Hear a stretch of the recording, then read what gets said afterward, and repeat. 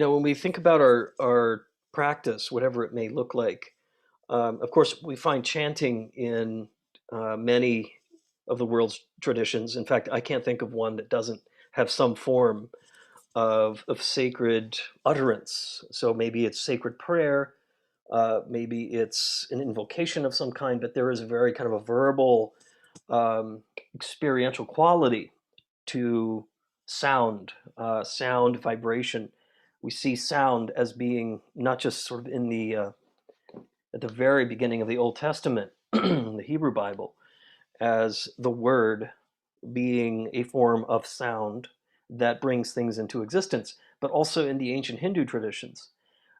This tone Om, which you find all the way back at the beginning of the Rig Veda, the earliest of the Vedas, where the seers, the rishis, would go into these sort of mystical experiences, and part of that doorway had to do with chanting. In fact, most of that text, of the very first Vedic text, has to do what they call singing hymns, and they're actually, scholars translate it as hymns, even though they're in the ancient Sanskrit, seem to be invocations, but also propitiations. This really, propitiation means that you are appealing to divine processes as a way to maintain the order of the cosmos, that you don't create displeasure for the pantheon of deities.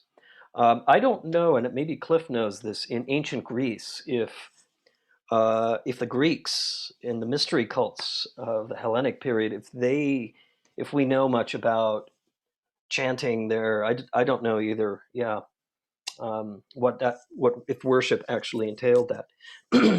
But short of having this be something that is you know overtly religious or spiritual, um, one of the things that I've cottoned on to chanting now for quite a while. It didn't start out with it though. A lot of the beginnings of my journey in meditation, were very much in Zen and Vipassana Buddhism, and then into Advaita Vedanta, which I spent a good number of years in California doing. But it wasn't until I really encountered Tibetan Buddhism, sort of around the year 99, 2000, somewhere around then, where I really started appreciating mantra and what mantra means. And of course, I studied Sanskrit mantras as part of my degree at UC Santa Barbara, where I focused on Hindu and Buddhist religions and comparative with Western psychology. So that was and studied Sanskrit so that I could translate mantras. That's actually how I know how to do some of the music we do, is my knowledge of Sanskrit. Um, so what I found, and I don't know about you, those of you who do chant probably can speak to how it enhances your practice, what it does for you. Um, Part of how we often will um, engage with mantra, there are two schools of thought to chanting. One is that you find in Tibetan Buddhism is it doesn't matter if you know the meaning of the chant. It's just the act of doing it that matters. And eventually you will take on the meaning of the chanting. That is, it's sort of built into the mantra. And then the sounds in Sanskrit, and also in the Tibetan pronunciation of the Sanskrit, it's not always the same. Um, that it's really about sort of the shape of the tones that you're giving the chant that actually creates the energy. Um, Other schools of thought, and I'm probably more on this school of thought, means that you really are wanting to understand the intention, the motivation within the chant. That when you're chanting, it's a doorway into your you're sort of attuning yourself to the meaning of the chant. That is what then shifts our consciousness to almost unify with the mantra itself, and therefore we are transformed in the process. We bring breath, sound, and intention together as we sound, whether it's Om or Ah or Hum, which I think we'll do in a few minutes. Um, and so it's a holistic process, right? But whichever school of thought people, um, I think people embrace the most, It is also seen as what we call shamatha practice. It's a form of concentrative practice. And in my experience, I've worked with people who have had PTSD and histories of trauma, um, who cannot meditate. It's simply as they meditate, the triggers, the intrusive thinking come when the mind settles, and so it's very tricky when you work with people who have trauma. You really want to sort of have an intermediary practice. One of the things that I've explored, some of you know this already, is the Vajra chant, Om Ahum. Well, but the point is that it functions for us. It can function aside from just sort of a spiritual or religious attunement that we can actually invoke and open ourselves sort of to cosmic reality, whatever that means. But it also serves as a concentrative practice when the mind is just going all over. It just simply doesn't give us a break when we sit. And sounding a simple tone. Anybody who struggles with meditation, or if you have a moment where you're just really struggling, the chanting can really be a doorway. It can really be a way to sort of change the vibrational frequencies of the body from being dense, heavy, contracted to lighter and more open. Yeah. And that is especially true when we attune ourselves to the meaning and the intention behind it. So the word, interestingly, the word mantra it's a compound term in Sanskrit. And man means, or ma means mind in this context. So in Sanskrit, one word may have many, many meanings. So you have to know the context. And one of the things that we would do in translating Sanskrit is you can't translate a sentence if you don't first know the context. So if you're doing a Yoga Sutra, for example, you have to take it within the pada or the section that you're working with, right? And understand the meaning of that. And then you can sort of parse out the words to get an accurate understanding of it. Um, so in this case, man or ma refers to mind.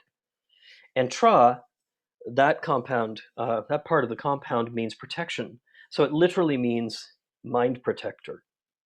Mantra means mind protector. Well, what an odd thing. Why would we need to protect the mind? From what? Right? And largely,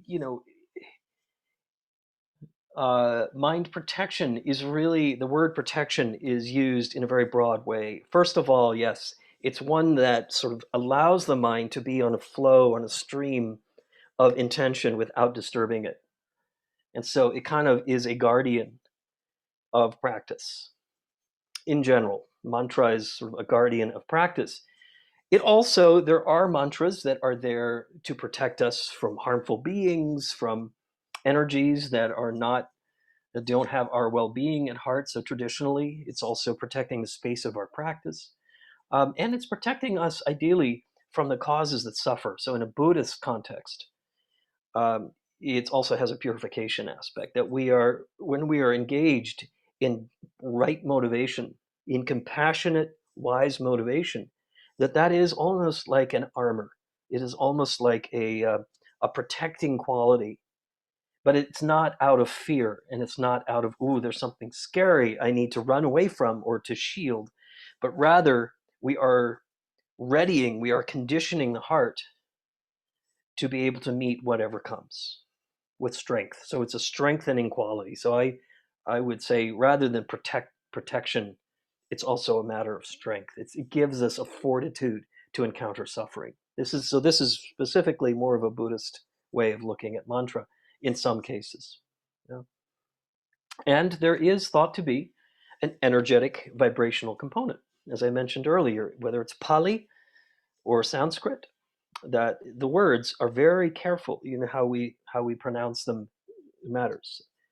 Um, so, what does that mean then for meditation? Yeah. It can mean whatever. It can mean whatever is helpful to you. I guess that's part of the answer too. But it is a vehicle. It can be seen also as a vehicle. In fact, I would Maybe rather than call it a mantra, I'd call it a manana. This does not mean tomorrow, but a mind, a vehicle for the mind. Interestingly, it just works out to manana. Maybe tomorrow we can do this. So I just thought of that. I think that's funny, though. I'm going to write that one down.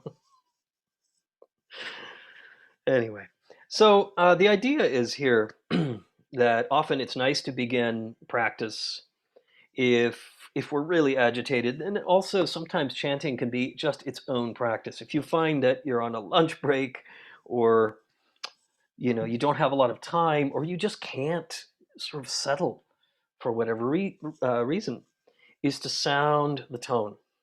Sound a tone, whether it's whether it's ah, could be hum. Each one has a significance. It could be longer. It could be chanting, the White Tara, which for me lately has been very, very much alive. Om Tade Tu Tade Ture Mama Ayu Punyajana Pushtim Kuru Swaha. That's, for some reason, that has just now for many months has been alive for me.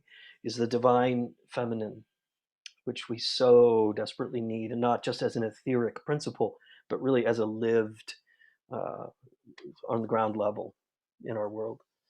So, and one of the keys here in our practice is how do we abide in an effortless flow of awareness?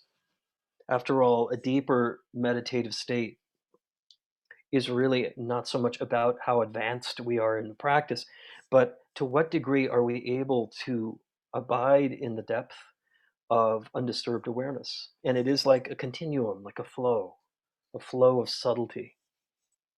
And so chanting, the importance of chanting here is that which helps us. It can help us maintain that when the mind starts to wander. And here in this passage, they talk about these two hindrances, dullness and agitation, two of the five primary hindrances. The others are attachment. The second is aversion. Then we get restlessness and agitation, dullness and sloth, and then the fifth is doubt. It's just sort of a complete abandoning of confidence in our practice. So anyway, but we're always kind of working with these two edges, right, of falling asleep and having a hyperactive mind. So if we think about what it is that provides a current, a gentle flow, just like, I don't know if any of you are sailors here, but there's a great analogy of meditation as sort of guiding a sailboat. And there are two winds that can come up, one from either side. And on one side is this very dreamy, balmy kind of wind that gently nudges the sail off course. That's that drowsy quality where you just want to take a nap, you drift away. Oh, just as I'm talking about it, I can feel it. And then there's the other side, the wind from the other side is this strong wind, this sort of restless, tempestuous wind. And that's kind of the restless mind. And so we have to be at the helm just to adjust the sail back. If we lose our focus, the boat will just kind of drift wherever. So the key is just be there, be at the helm. And then when it drifts, when the sail gets knocked off course, you just guide it back in. You don't curse at it, you don't judge it, but you just gently move it right back into center and head towards the calmer waters. So in a way, mantra is there to help us with that too. It helps us maintain presence and intention to our practice. Um,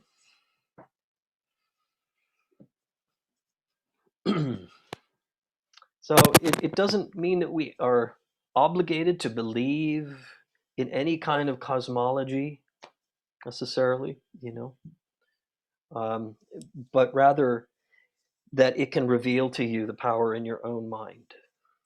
So if that is the significance of mantra, that's great. If it opens the doorway to something greater, so much better, so much the better. But at the very least, let it sort of be a channel, almost like on that boat, with that boat in the water, and it becomes like a current that just allows your boat to move freely into calm waters.